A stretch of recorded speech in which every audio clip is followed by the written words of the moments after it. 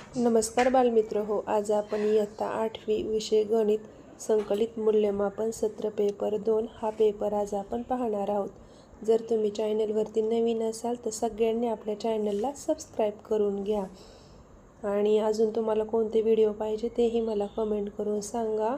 आणि मी आपल्या चॅनलवरती मराठी माध्यमचा पण पेपर अपलोड केलेला आहे, तोही तुम्ही आपल्या चॅनलवरती जाऊन पाहू शकता। हा सेमी माध्यमचा पेपर आहे।